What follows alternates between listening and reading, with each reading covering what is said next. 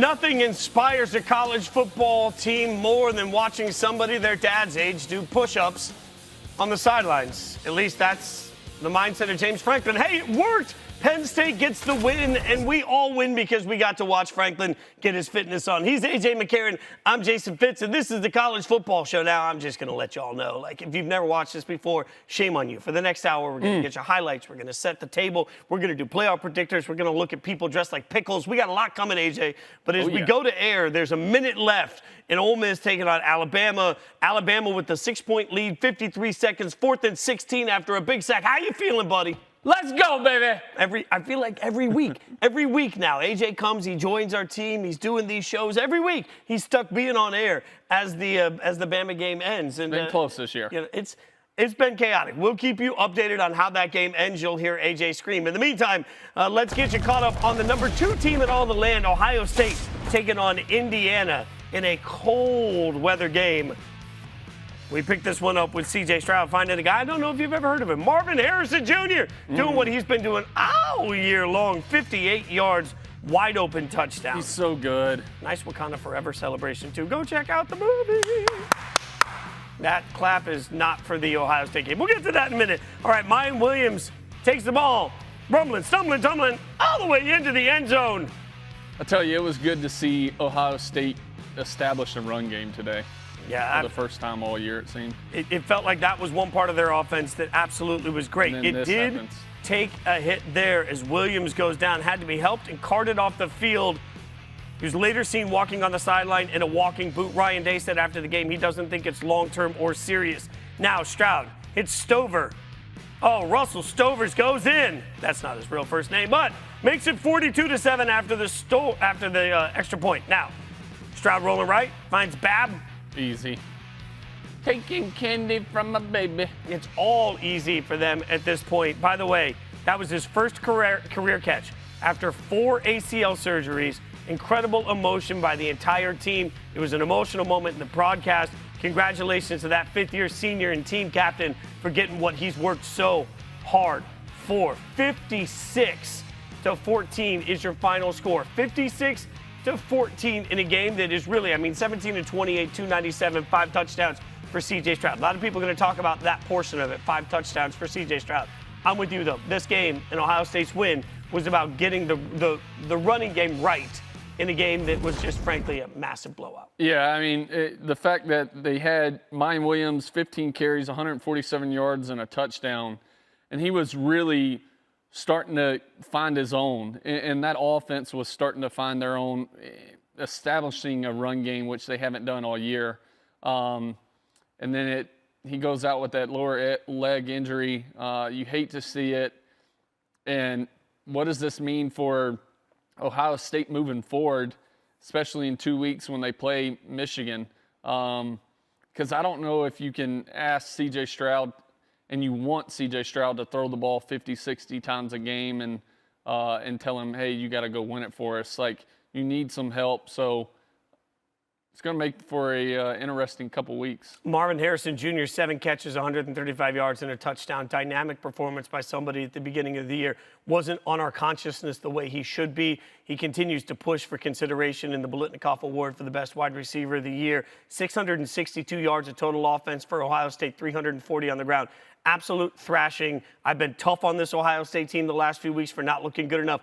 Today they did. They looked like the number 2 team in the country playing Indiana. And I know it's Indiana, but this is what we've been asking them to do every week. They finally did it. Good news and good work by them. All right, let's go to the next game. Missouri taking on Tennessee. Now, this is number 5 Tennessee. As we all know, the playoff committee spoke after their loss to Georgia. How would they shake off the loss? Well, they went full Taylor Swift and shake it off with a touchdown here. That's Hooker to Fant for 19 yards. 21-7 is the score at that point. This was a little back and forth early on in the game. Hooker keeps it here. Not the most elegant-looking run, but gets the job done. 28-14. That's when things started to get a little out of hand as it continued to go back and forth. Hooker to Hyatt, a combination we're used to, 68 yards. If you're Missouri, how do you let him get that open? I understand it was a quick formation and they burst out of it, but, like, you got to know where he's at on the field, right? And this is the hardest part of playing Tennessee is that they can score a lot of points in a little amount of time. It went from 28-24, 35-24, and just a few minutes later, Hooker finds Fant, again, 2-yard touchdown. Made it too easy. That was 42-24 in the third. This game was 28-24 at one point in the third quarter, and your final score is 66-24. I mean, look, Missouri's no good. Tennessee needed to shake off what that Georgia performance was. I think they did. They came out and they showed us exactly who Tennessee can be when they look great. Yeah, I mean, I tell you though, what surprised me about Missouri was I thought Georgia last week really did a good job of laying out a blueprint to beat Tennessee. And when I say that, I mean Georgia played, from a secondary standpoint, played on top of Tennessee's receivers. Never really allowed them to get by them. Made Tennessee sustain drives, which Tennessee really hasn't shown all year that they can do that, but they also haven't been forced or made to sustain drives because people keep giving up all of these big shot pass plays. And so I thought Missouri would say, hey, we're going to take a little bit of this film and Georgia's plan. I know we don't have the same type of athletes that Georgia has, but let's try to implement some of this in there. But really today, I mean, for the first half, they did a little bit, but still they were allowing Tennessee to just get past their secondary like that. I mean, it was happening so quick, and you can't do that when you're facing an offense like that. You got to have the dogs, no pun intended, to be able to match up with them like that. Also, you got to have the defensive intelligence to do that, right? And Georgia came in to the game last week ready for some of the formations, ready for some of the movement. Missouri wasn't. I think this game, though, 28-24, I'm genuinely interested to see what the College Football Playoff Committee thinks of a game that was 28-24 in the third. Because 66-24 is window dressing. You need style points to remind everybody you still want to be in. We'll see what they think of that. Now, style points came in this game. They did not come in the form of LSU and Arkansas. Now, that's literally, I was stunned to see that. Arkansas, they got hot chocolate. They got coffee on the sideline. They're trying to warm everybody up. It was cold. There's no doubt about it. But we got Hornsby here trying to run. Gets wrapped up in the line. Arkansas doesn't come away with anything. Points were hard to get in this one. Now we got Jaden Daniels throwing the ball in there into the shadows, down at the 1-yard line. Next play, Josh Williams takes it in, 1 yard out. LSU goes up 13-3. My bad, guys. Hey, their offense played like they were Louisville's offense. Oh, but we get a touchdown here. Just when you thought that everything was dead, you got Fortin hitting Landers deep down the sideline. Landers tiptoes through the tulips all the way in.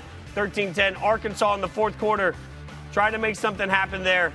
Can't get it done. Perkins gets off the edge.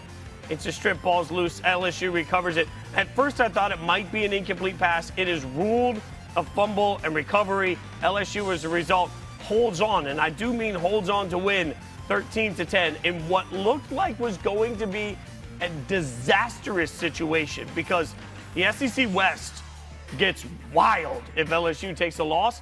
And, man, I'm telling you, AJ, I thought for a lot of this game they would. Jaden Daniels looked there's no nice way to say it. He looked incompetent as a quarterback today.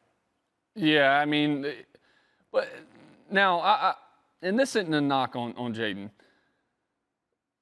But to me, that's how they've played all year. Like, they played the game of their life against Alabama last week. You had everything set up, and this isn't being a homer. This is just stating facts. You had everything set up, and we talked about this before the show. You had everything set up to be successful last week against Alabama.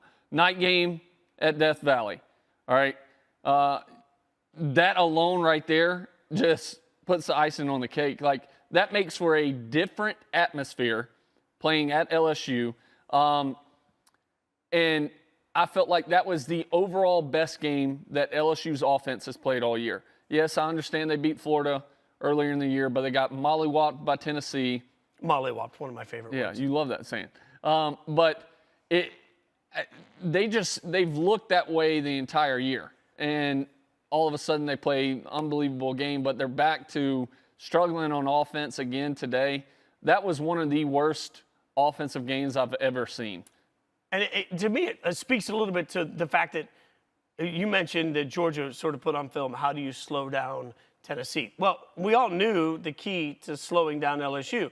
And Arkansas was capable of doing that today. Yeah. And then LSU didn't really have an answer. Like, there wasn't okay, this isn't working, so we'll go to this. There isn't two tricks in their magic suitcase. There's only one, and that's, you got to hope that Jane Daniels can run around, make an athletic play, use some of his natural gifted athleticism, and make you miss, right? Like, other than that, there was no way for LSU to get going. And man, I know I'm being tough on LSU here, but if you're telling me that's the number 7 team in the country, then college football has a lot of suck this year. Well, that's what I asked Heather Dinich earlier on College Game Day Radio in our show was, all right, and it was early in the game. I said, okay, if LSU wins this game by 3 points, it was 3-0 at the time when I asked her this. I said, how does this not knock LSU down in the rankings? Because they're the highest ranked two-loss team in the country. You just played Arkansas, who Arkansas has, I would say, progressively gotten worse throughout the year. Arkansas was on their third-string quarterback. Yeah, I mean, they started Malik Hornsby. Poor guy, he can't throw it a lick. Like, now he can run it. He was an athlete, but LSU figured out quick. All right, this guy can't throw it. We're just going to play man coverage, load everybody in the box, and see what he can do. And they couldn't do anything on offense. And then they go to Caden Fortin, who came in and was actually doing pretty well throwing the ball, at least giving them a chance. Had a chance to bring them back, but I mean, there's no way you can watch that game and say that's the number 7 team in the country. Not at all. All right, let's move on to the number 3 team in the country, Michigan, taking on Nebraska. Ann Arbor, cold game here. Blake Corum, Heisman candidate? We'll talk about that a little later in the show. Powers through 2 defenders. Go ahead, touchdown. Wolverines up 7-0 early in this cold weather action. J.J. McCarthy, that's by Ronnie Bell. Swiggity swooty, he went for the booty. Gets the big tutty. Michigan in control, 14-0. Now, Jake Moody drills a field goal from 30 yards out at the end of the half. That makes it 17-3 as we go in to the intermission. Everybody has a little popcorn. You eat your junior mints. You get ready for the second half. The second half was more the same. J.J. McCarthy here says, you know what, guys? I like keeping it sometimes. I like to score 2. It's my end zone, and I want it now. 24-3, Michigan starts to run away with it. This thing ends up 34-3. 34-3 in a game that the Michigan controlled throughout. Again, I'll say the same thing that I just said about Ohio State. We've been looking for Michigan to continue to roll. They are continuing to roll 34-3. They controlled a bad Nebraska team, and now they sit there. We all know what we're waiting for. We're waiting for 2 weeks from now. We're waiting for Michigan, Ohio State. Everything else up to then is like the appetizer at a restaurant. Like, I'm good with the fried green beans. Get me the steak. 100%. Like, because really and truly, when you compare Michigan and Ohio State, right, their common opponent is Penn State, and I would say the common opponent of the biggest win of the year. And Michigan absolutely mollywopped. There we go again. Saying again, Penn State, and ran away with it. Something that Ohio State didn't do. Ohio State's game versus Penn State was a struggle, won late in the game. So I think it's interesting that Michigan won isn't at the number 2 spot for number 2 team in the country, but I can't wait for this game in 2 weeks. It's going to be fun. A quick update for you on the college football show. Brock Bowers has just scored a touchdown on Georgia's opening possession. They take a 7-0 lead, or they're pending the extra point. They're up 6-0 right now. Also, you heard the clap earlier. We should acknowledge, we'll get you highlights later, Alabama has won their game as well. In the meantime, let's stick in the SEC, though, and get you Vandy versus Kentucky. Why the hell are we showing you this? Well, Mike Wright, about to take the snap, fakes the handoff. He got keeps it. Oh, look at this. Presses the turbo button and says, you cannot stop me, good sir. I have a reservation for 1-6. Oh, man. 17-15 late in this one. Kentucky, Chris Rodriguez Jr. hits the gap perfectly, outruns everybody. Really nice run. 72-yard touchdown. Kentucky takes the lead back at this point, and you think, okay, Kentucky's going to figure out how to survive this. Nope, 34 seconds left on the clock. Beautiful pass from Wright to Will Shepard. 8-yard touchdown to win the game. 24-21 is your final score in that one. And look, we're going to put up the graphics here. We're going to show you Will Levis, 11-23, 109 yards with a pick. Ray Davis, big game for Vandy, 26 rushes, 129 yards, and touchdown. But Fitzy, before you go off, because I know it's eating at you. I can see the fire in the eyes. Before you go off, I just want to say how much of a big win this is for Vandy. To knock off the number 24 team in the country, unbelievable job by them. Like, you never, at the beginning of the year, you would have never put in this as a Vandy win. And I just want to say congrats to Vandy. That was and congrats awesome to Clark Lee. Yeah. Today is Clark Lee's birthday, the head coach of Vanderbilt. Vandy was wrecked by the flu this week, including Clark Lee. They all came together. They got this win. It's Vandy's first SEC win since October 19th of 2019. Ooh. Kentucky, Woo! you suck, okay? Like, your football team stinks.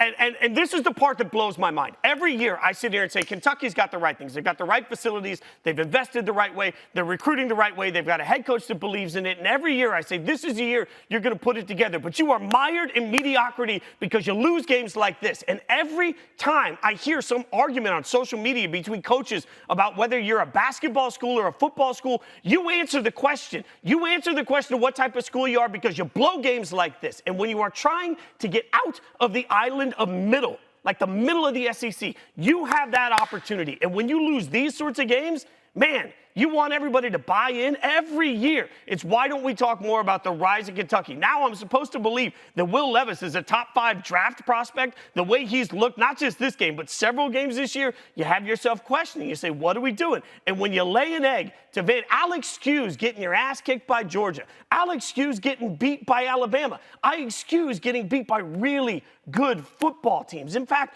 I'll look across and say, if you lose big to Tennessee, fine. I think Tennessee's a really good football team. When you lose to Vandy at home, man, you are exactly who we thought you were. You are Kentucky football, and you're still not worth paying attention to. Whoa. I'm just saying. Let's go. Fired up about that. Like, I want more for Kentucky. Like, if you put all this money into football, win these games. Win these games. I have no fandom, no vested interest in one way or the other in any of these schools in the SEC. And I watch a team do this, and I'm just thinking, if I was a booster tonight, I might as well just take my money and burn it because that's all I'm doing with it. You're paying millions of dollars to lose to Vandy? Oh, come on now. It's not a good look, that's for sure. But listen, I have nothing else to say because that was all I needed right there. You know what? Go ahead and at me, Kentucky football fans. All 3 of you. Hit me in my mentions. All right. Louisville taking on Clemson. I'm fired up today. Louisville at number 10 Clemson. Another team we've been tough on this show. 10th ranked Clemson looking to rebound from last week's bad loss. They're hosting red-hot Louisville. DJ Uiagalelei scrambles, runs the ball 11 yards into the end zone. Clemson up 7-0 early. This was another game where it felt like a lot of times points were difficult. Evans, though, runs the ball in 16 yards here. Louisville cuts the lead to 10-7. Now, right before the half, Uiagalelei runs around, finds Williams. Nice little pass, great catch, 4-yard touchdown. Clemson's up 17-7 at the half, and you can feel almost a collective sigh of relief. We get into the third quarter. Will Shipley is now Superman Shipley because can't stop him. You can only try and contain him, and even that's futile. Look at that. He's by far their best player. Absolutely. Everything on offense. When you have somebody like Will Shipley, it is wild to watch what a difference he makes in everything that they do offensively. Also, I mean, talk about bendy. Yeah. Like just stretching right there. 31-16 is your final score in this one. DJ Uiagalelei was efficient. And like I said, I felt like at the half when they went in 17-7, we saw this team come out in the second half, look a little looser, look a little more relaxed. It's almost like, okay, last week's funk had to get off of you, and then you got to where you are. Well, listen, when they don't ask DJ to do everything for him on offense, and he plays within himself like this, 19 of 27, 185 yards, a touchdown pass and 1 rushing, like that's when Clemson's their best. Other than that, when they ask him, hey, or they get in a situation where they fall behind and they have to throw the ball a lot to win, they are not set up for success. DJ is not that guy at the quarterback position to throw and win games. It's just, I haven't seen it, so I'm not going to believe it. And for right now, I still don't think Clemson's a top 10 team in the country. But for right now, speaking of top 10 teams, Georgia's up 7-0. That's the number 1 team in the land, taking on Mississippi State. Keep you updated on that. And Washington, Oregon has just kicked off, which has me thinking about the games coming up tonight, not the least of which is TCU taking on Texas. That's a game you can watch on ABC. Kickoff is at 7:30 p.m. Eastern. If you're watching us on the ESPN app, you can just authenticate, hang out, stay right here. You can watch the college football show all the way through. You can multi-screen it. They're going to be fired up for this one. Let's go, hook 'em. There's a lot of stats and info on this, but this is the easiest way to say it. I heard this earlier on Game Day today, that only 11 times since 1980 has a top 10 team been an underdog to this level, to this many points from Vegas standpoint. Only 11 times, and in those previous 11 matchups, 2-9 for that top 5 team. So it shows you that, frankly, Vegas doesn't believe in TCU at all. And it's wild to me because we host Rankings Reaction together on Tuesdays with Christine Williamson, breaking down what the committee does. After week 1, it was, man, TCU's not getting enough respect. Week 2, the jump up to number 4, it was like, it's wild how I think a lot of people, yourself included, are big on Texas in this. I am. Listen, and I've been saying it all year, and you can, attest to it. But I think Texas, if Quinn stays healthy and he's there for the entire year, I think Texas is a top 10 team in the country. I've been saying it from the jump, and I think they have, from a ranking standpoint, a big upset tonight. Not from a betting standpoint because they're the favorite, but I like them playing in Austin. And I think that crowd's going to be rocking. And the thing that scares me about TCU, right, is for the past 4 weeks, TCU has fallen behind double digits in the first half. Double digits. Their defense hasn't shown up till after halftime. And tonight, when you play Texas in Austin, you fall behind double digits, it's over. I don't care if your defense shows up the second half. You're not going to show up enough to make it up. I just don't see it happening, and that's why I have Texas tonight. Which is, I don't disagree with anything you just said. It has me thinking about Max Duggan, the quarterback for TCU. Love him. Because you have mentioned, and the story, it's a great one, about playing in the swamp. And when it was so loud you couldn't hear, and you knew you had to score right away. TCU has started slow every week, right? It is up to Max Duggan to come out and have a good understanding of what they're doing, be ready and willing for slow count or for silent counts. They're going to have to be able to communicate through the noise and chaos that is playing at Texas, and they're going to have to get points early, AJ. They have to. And like you alluded to, when we played down at the Swamp, they scored on the first play of the game. Well, actually, they false start. They don't even come back to the huddle. They line back up in the same formation and throw an 85-yard bomb on the first play of the game. In the place, there was beach balls, pool noodles, everything being thrown around in the Swamp. It was like something I've never seen before. And the only thing that took that crowd out was us scoring on our first, I think, 5 or 6 possessions. Whether it's a field goal or a touchdown, we got points. And that alone allowed our defense to get a couple stops, and it ended up taking the crowd out and killed the crowd based off of that, just the noise itself. So TCU is going to have to get points. I don't care if it's a touchdown. Get something. Get a field goal, get a touchdown, get some kind of points on every possession to help take this crowd out. Make no mistake, both sides have weapons. Whether we're talking about Quinn Ewers, whether we're talking about Robinson for Texas, while we're talking about Johnston and Duggan for TCU, both sides have weapons. Is Johnston playing tonight? That I don't know. I haven't seen yet. See, that's another key right there. So if your number one threat at receiver in Quentin Johnson isn't playing, and you're Max Duggan, and you have a chemistry with him and a timing with him that you really don't have with anybody else in your passing game, that's a big problem for you and for your offense. I understand you got weapons, other weapons, especially out of the backfield in Kendra Miller, but if you don't have Quentin Johnson, I think that's a recipe for disaster. Shout out to my buddy Sam Kahn, who covers Texas sports for The Athletic.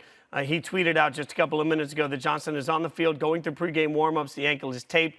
Nobody knows yet whether or not he's going to be able to play, but he is going to try and give it a go. We will keep you updated on that. That's not the only game that's about to kick that has a lot of people interested, particularly with the College Football Playoff Committee, as Washington is taking on Oregon. This is number 25, Washington taking on number 6, Oregon.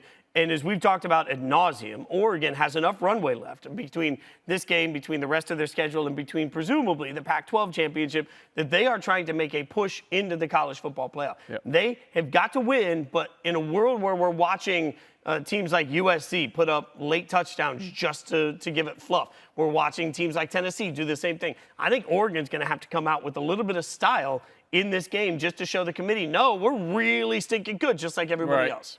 Yeah, the key for me, and it's funny that you mentioned that because I think that's why Tennessee tried to put up so many points against Missouri today, to say like, hey, maybe it was a fluke that Georgia beat us.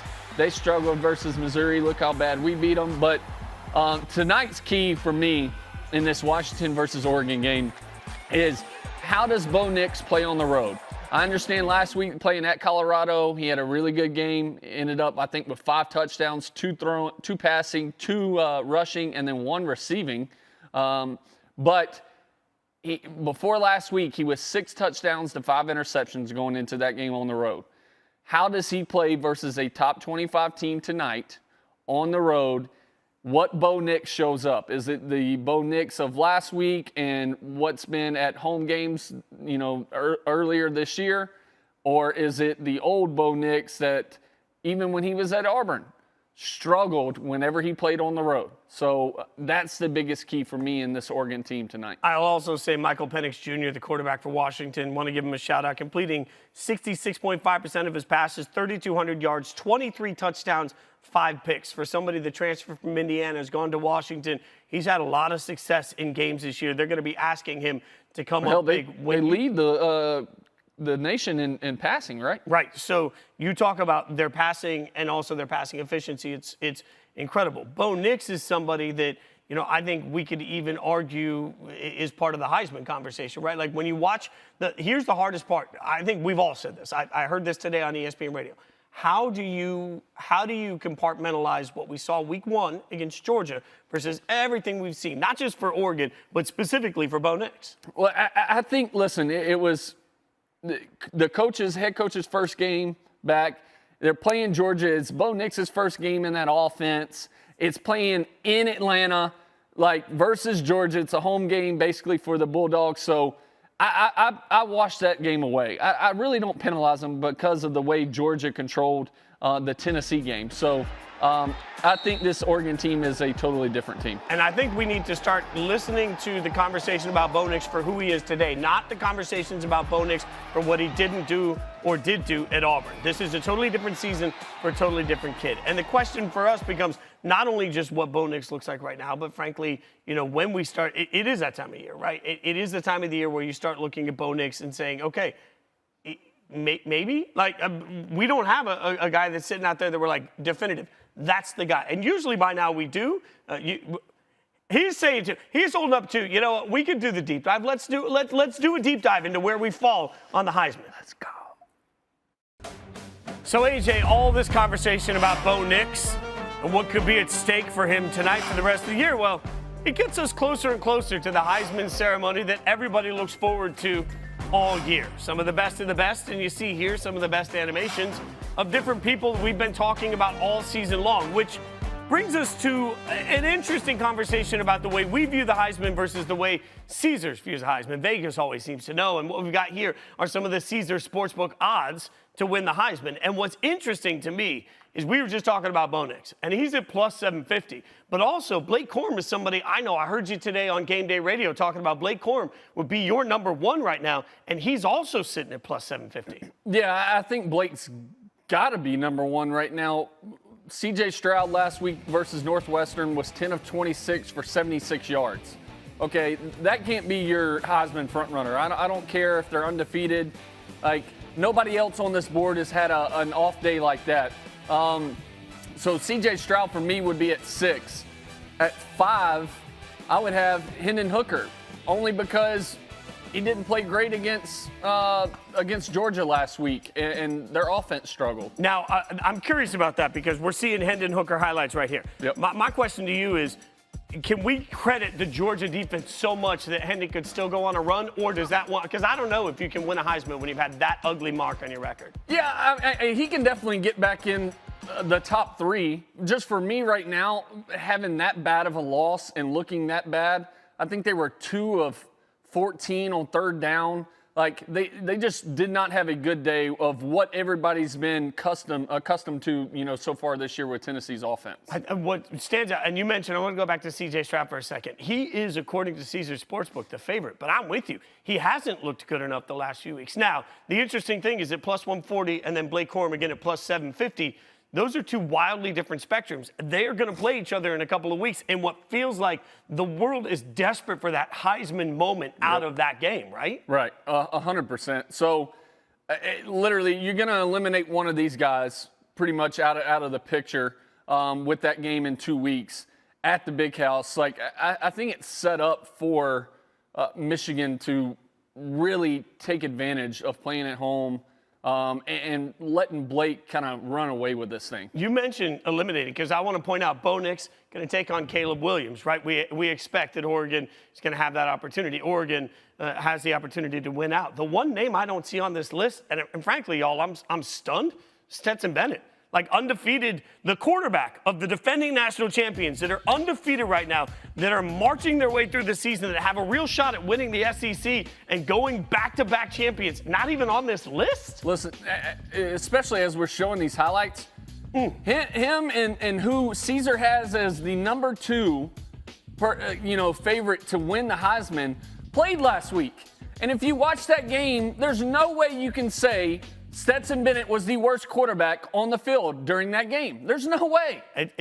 All of this points to one incredible thing about this college football season. Usually by now, we clearly know who we think the 4 best teams are. Right now, I don't think we do. Usually by now, we clearly know who we think is going to win the Heisman. This speaks to the fact that we don't. We do know that Alabama's always going to stay in the conversation. Lane Kiffin. A little hug there to Nick Saban. I would give $1 million to know what that conversation was like. Bryce Young right there. Woo! That was a Look dart. at this throw. We're going to get a replay on it. Good celebration by you. Tell me what you see here. It was an unbelievable job getting it out quick, a little RPO action, and Bryce beat the blitzing defender right here to hit the glance route. Nice little route by Burton, too. And Bama's on the board. Obviously, now we pick it up 10-7. Jackson Dart, my favorite name of any quarterback. Little back shoulder throw there. Look at this one. We're going to get another replay on this, too. Little push off right here, but unbelievable ball by Jackson Dart. Great location. DB's got his head turned around. Throw it, baby. He can't see it. That set up a 1-yard touchdown, 17-7. But look at that throw. Bryce Young slings his second pass to Latu for the touchdown. That cuts it down to a 3-point deficit. Now, can't do this. Absolutely egregious face mask by Dallas Turner. Helmet come off. I mean, just awful. Yeah. Listen, and he realized that he messed up bad, but as soon as you feel it, you just gotta let go. And that kept the drive alive. Now, Dart makes it look easy right there. That's a New England special right there. 24-17. Bryce Young dropping back, running around a bit, trying to make something happen, and he does. Ja'Cory Brooks, touchdown there, and that ties the game up, 24. Now we get a couple of field goals late, and now we pick it up, trying to make something happen on 4th and 16. It's not there for Jackson Dart. Bama hangs on for the win over Ole Miss, 30-24. Bryce Young, 21-33, 209, 3 touchdowns. Jackson Dart, 18-31, 212, and a touchdown. There are 2 angles to this, and we're going to get into both of them. I know Alabama, we'll talk about Alabama in a second. I want to start for 1 second with Ole Miss. If not now, then when?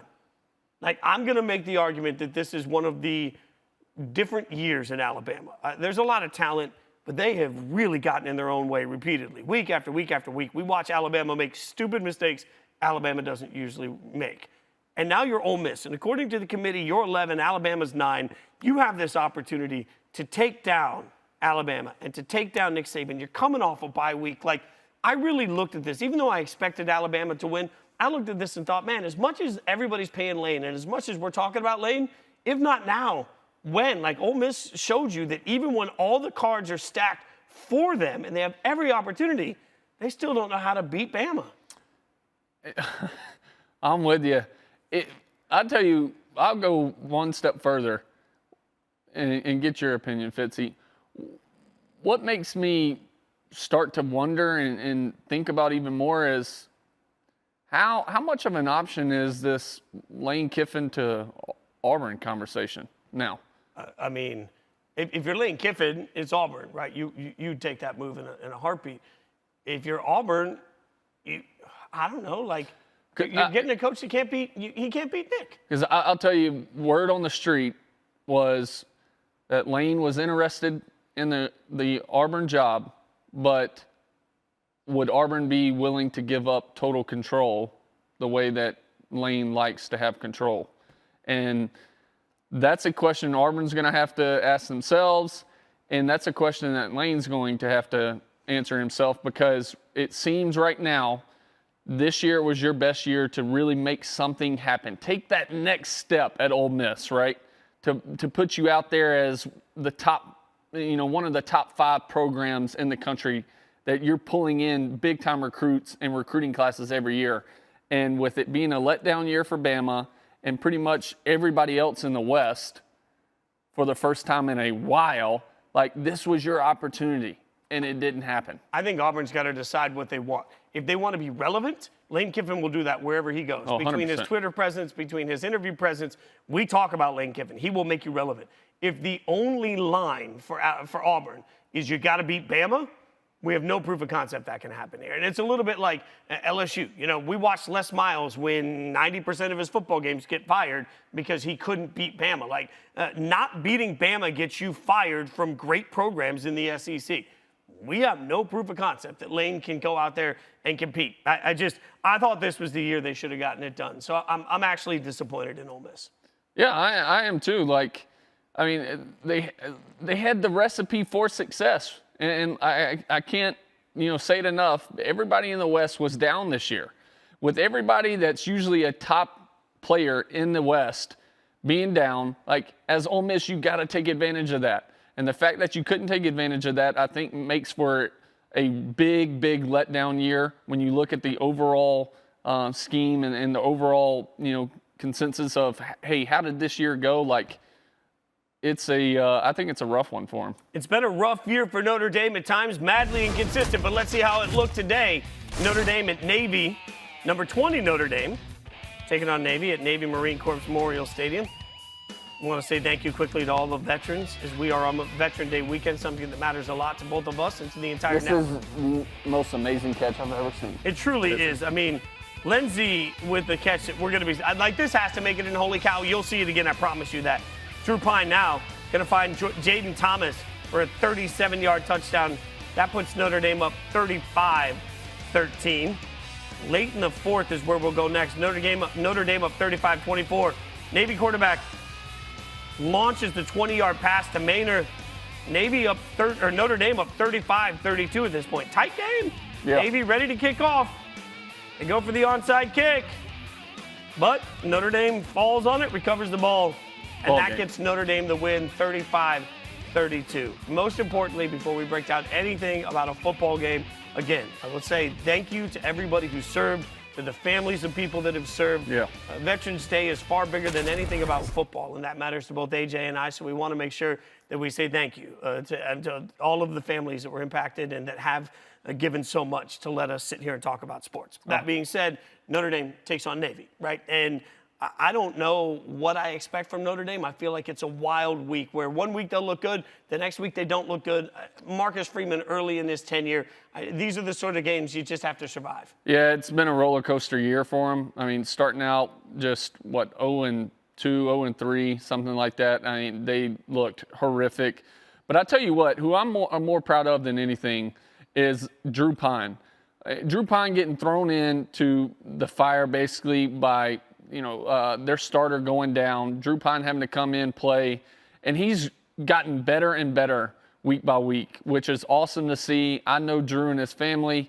I've trained with him a couple times down in Mobile, and it's great to see him come into his own today, or the past couple weeks really, but today 17-21, 269 yards, 4 passing touchdowns, and 1 rushing. Like, it's awesome to see him. And Drew is wearing the greatest number of all time in 10. God. So. Oh, my God. All right, let's get you a live look at now. We got #1 Georgia taking on Mississippi State.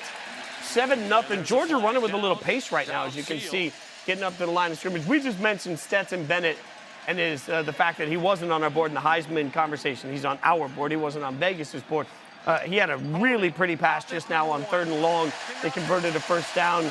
On the first down, they try and get up. They get holding. So, they're behind the sticks now. 1:11 to go in this, up 7-0. The 1 touchdown is a touchdown to Brock Bowers early in the first. So, and this is a live look in here. Kirby Smart not happy. I want to know what happened a minute ago because he had an interception. Stetson threw an interception, and Mississippi State was celebrating, but they must have called a penalty.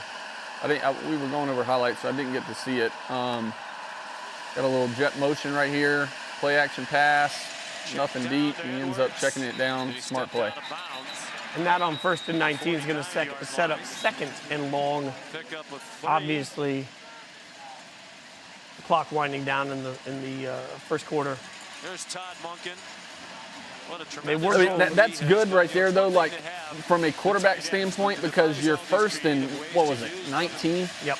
And so your job is just to get something positive, because you can get, try to get more than 6 right here to make it at least 3rd and 9, 3rd and 8, somewhere in that range where you're not 3rd and long.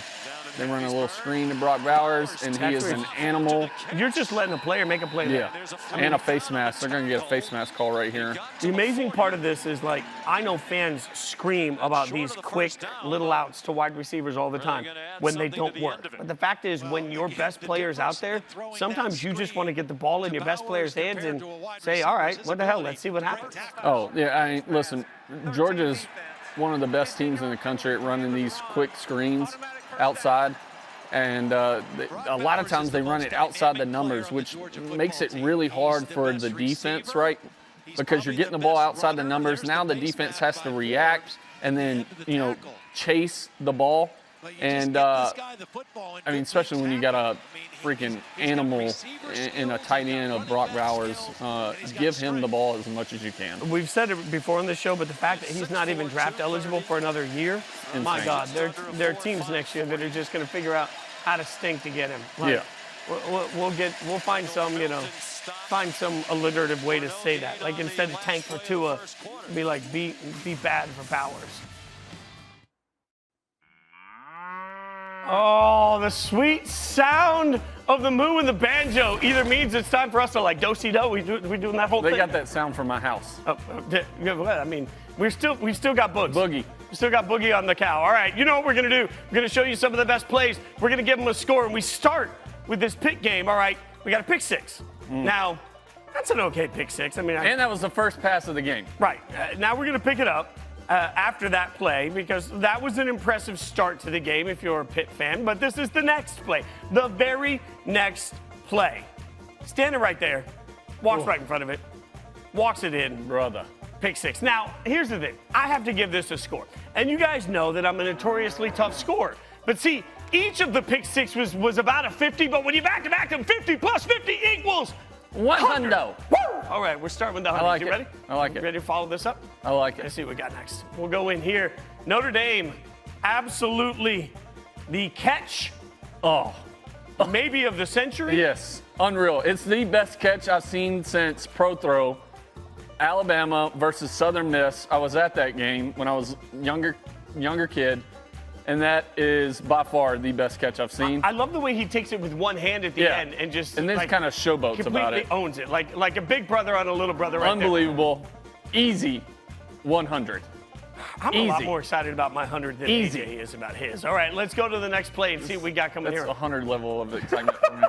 How about Marvin Harrison here saying, I can make fancy catches too. Absolutely delightful little ditty here as you watch him come down. Pick up just enough of the foot coming That's in. the right foot. On the I love it. sideline. Yeah. I mean, the level of balance it takes on here. The fact is, this is an amazing play.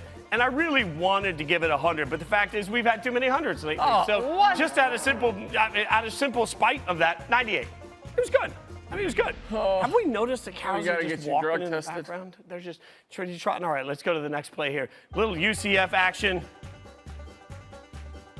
This is John Reese Plumlee Plumlee. takes off. Hold I on. mean, he's just running. 67 yards. 67. He was moving. All he did was run in a straight line. Now look at this. Look at that hole. I could have run through that. It don't matter. I couldn't It's run. the fact that he's wearing number 10 and he took off like that. I love it. The only thing that would have made it better if he would have done snow angels right there. So because he didn't, I got to give him an 83. If he does snow angels, it's an easy 100. If he was wearing like a number like 83, he never would have gotten that. He got it at 10. All right, let's go to the next play on the list. How about this? Clemson, Will Shipley goes up, and away. And then this is the important part of it, because when you hurdle, when you press the triangle button to jump over somebody, you best score at the end of it if you want to get a good score. And because of that, sometimes we've looked at the hurdles, we've said, I don't know. This one, he goes straight up the middle. Nasty. He jumps over somebody, he clears him with the bendy legs right there, a little hip flexibility, gets him all the way to the 90s. I'm feeling generous today. I like it. You good for that? I like it. All right, I like let's see what you think of this one, all right? Because this, usually we're focused on players, right? But in this game, instead, look at this. He's out there shooting his shot. Costco, baby! Costco card. It's Costco card. Unbelievable play That was by his- my man right here. But look the at it, only thing that would have made it better, though, all right, he's getting a 50. The only thing that would have made it better if it was like a free Chick-fil-A sandwich card or something, or, free milkshake, Oreo milkshake. I like the fact that he's budget oriented. I mean, he's showing her, hey, I know how to buy in bulk. I don't know. The only pickup line I ever knew was I'm If you know that man, I got nothing. Tell him to message me on social media so I can find out the background to that whole scenario right there. You're going to get him a Chick-fil-A sandwich card? Yes, I'm going to help him out. I'm going to help you out. Not giving me any free milkshakes. I mean, my milkshake brings all the boys to the yard. All right. 7-0 second quarter. Wildly off the rails. Georgia up on Mississippi State. Oh, and I'm reminding everybody that I'm an absolute professional working for ESPN. 3rd and 2. I'm sorry. We've gone off the rails. I can't help it. I lost He it. didn't see that coming. Didn't see that coming. Oh, man. Oh, God. He got me. Oh, 4th and 1. Georgia got with the me. ball. 14 minutes. Look at my man right here.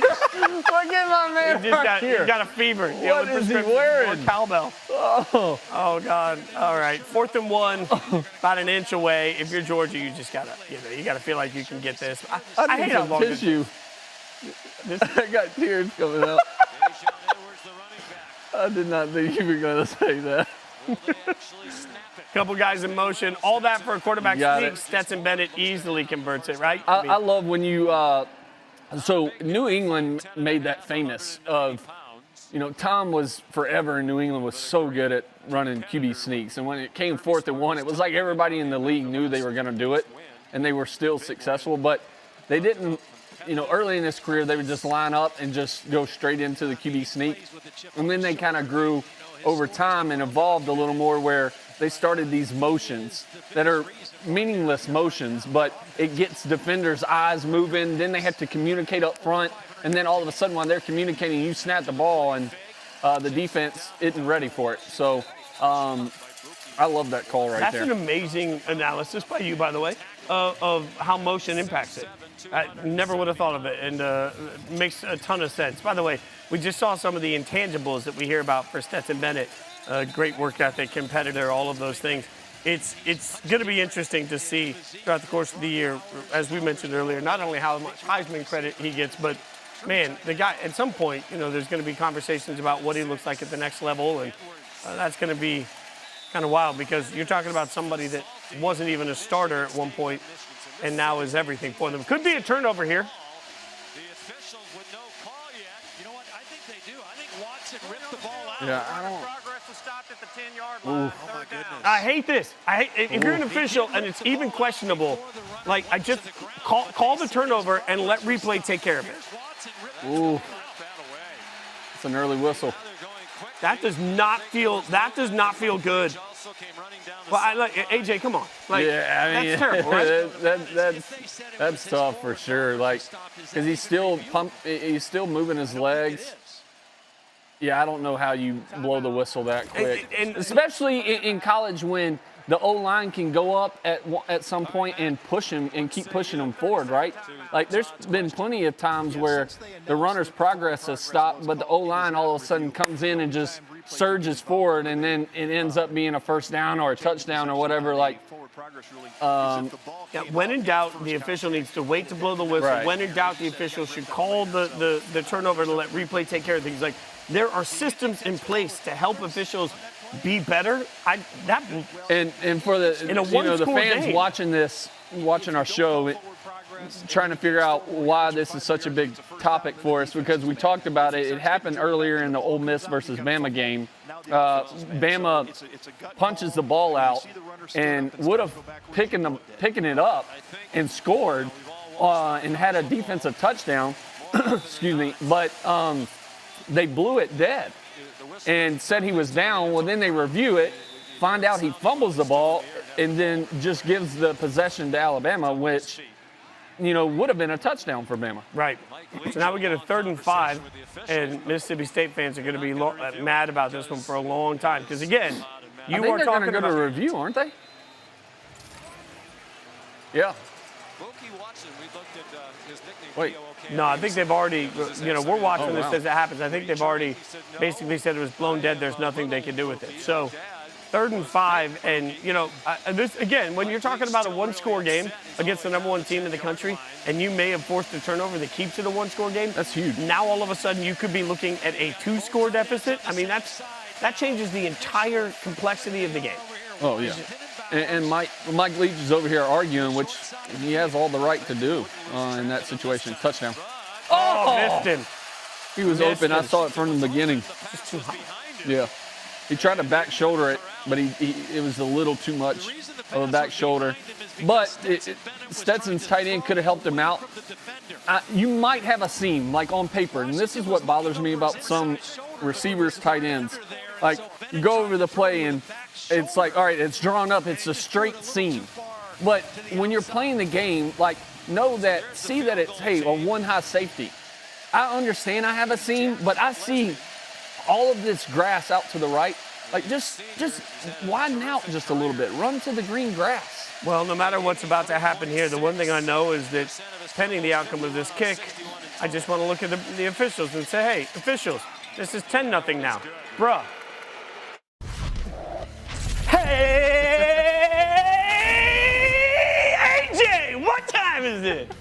Gets bigger every time. It's bra time. It's time for Bruh, delivered by Pizza Hut, where we take a look at some plays that make AJ react the way he just reacted to me. We start with a little Bruh action. I got fast feet. This ref doesn't. Check this out. Running back up the middle. Boop. Truck stick. Oh, trucks right in there. And the ref laying down like he's dead. Can't say I do any better, though. I'm not very athletic.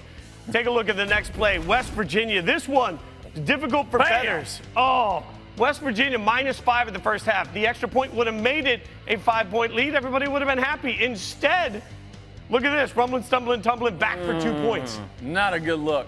Not a good look. Oh, Oklahoma keeps feeding on the weak. But, okay, we'll go to the next play on this one. How about Michigan State fans dressed as 3 pickles? I don't know, man. Like, what are we doing? There was also a banana in the stands, but that person was alone. I felt sad for lonely banana That's man. the most interesting thing at Michigan State. Oh, all right. Anywhere but there. All right, we've got this Nebraska coming around. Oh, my God. Sweet baby Jesus, you don't make the jump if you can't take it. Look at that, right in the no-no places, up in the air for 5 yards. That hurts. Oh, man. That hurts. That's called using your head. Oh, God, it's just every time we look at it. God. Oh, I feel bad for the guys. It makes my stomach hurt. One more here. We got NC State coming in on it. Nice little flop. Look. Oh, he went full WWE style, too, because he was, like, shaking the arms. Look at this. Sign him up. Oh, yeah. Oh, wiggling the head. You ever take like a flop like that? fish out of water flopping. AJ, nobody ever came close to hitting you, right? So you didn't have to worry about flopping. No, I got hit a couple times, Oh, okay, only a couple of times. but I never flopped. All right, let's get you live to TCU taking on Texas. No. 4 TCU, No. 18 Texas has been covered all week. Texas is a large favorite according to Vegas in this game. We are just underway early in this game, and this is what you were talking about earlier. You know, if you're TCU, if you're Max Duggan, you need to get points. Got to. Yeah, Texas got the ball first, really didn't do anything much with it. So especially now that you've stopped them, like it would be huge to go down and get some points and really take this crowd out of it early. This is a real opportunity. By the way, we asked ourselves what the status would be for Quentin Johnston. Looks like he did start. He is there. He's going to try and play. We'll see how he can play in this game, how effective he can be. 7 on this third down. So we're going to check here. 3rd and 7. Duggan drops back. Gotta get rid of it. Gotta get rid of it.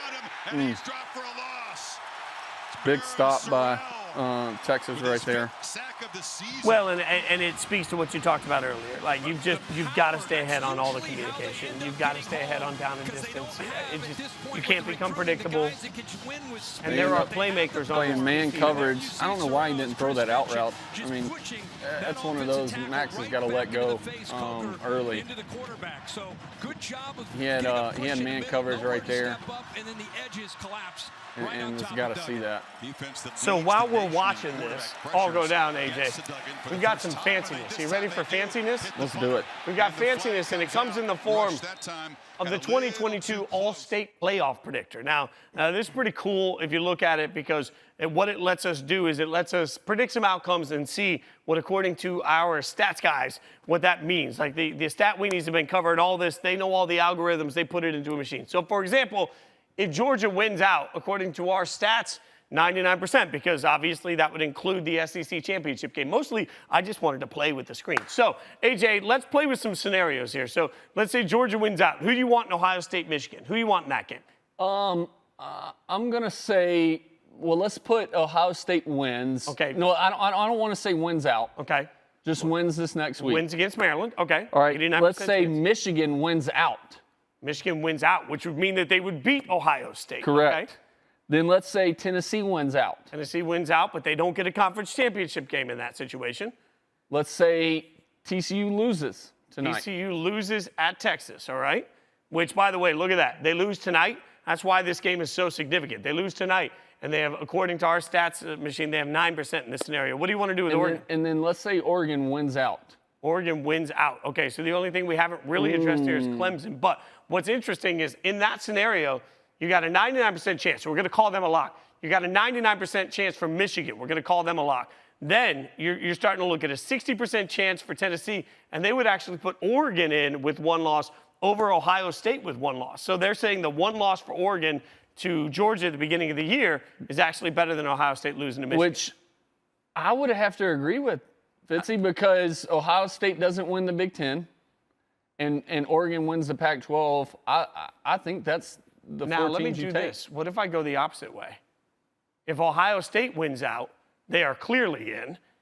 Michigan with the one loss to Ohio State. So that definitely guarantees Oregon's in. And yeah, I mean, you look at this, that's just Michigan's out at that point. And your four playoff teams, let's presume that Clemson wins out in this situation too. Your four playoff teams become Georgia, Ohio State, Oregon, and then it's a real toss-up. Still Tennessee. I would still take Tennessee over Clemson, right? That's close, though. That's surprising to me, right? So all of that predicated on the outcome of Michigan at Ohio State in 2 weeks. So we realize, obviously, that these teams are going to have to win out. But if you're TCU, your only real shot, I did too much. Your only shot would be I still did too much. If you're TCU, you better win out. Clemson loses. We're going to reset. We're going to make TCU win out. TCU wins out in this scenario. They're in by most of it. Georgia wins out. Ohio State wins out. We're still with TCU. Tennessee wins out, right? Like, you start looking at this. Pick Oregon wins out. Oregon wins out. Oh, won't let me do that. And it won't let me do that because our computers say that the chances of that scenario are so rare that it doesn't like it. So if we go this way, pick something else. If we go this way, let's see, TCU, Oregon. They just don't like TCU and Oregon both winning out. So maybe the computers say that that's not likely. It's an interesting exercise that shows you how wild it's going to be. We're going to keep doing this because the computers are always right. In the meantime, TCU-Texas still tied at 0. We'll keep you updated. Well, you'll have to get updates elsewhere. Georgia up 10-0. Takes a whole village to let us do wild things like this. For everybody behind the scenes, he's AJ McCarron. I'm Jason Fitz. We appreciate you hanging out with us. This has been the College Football Show. Come back next week. Roll Tide!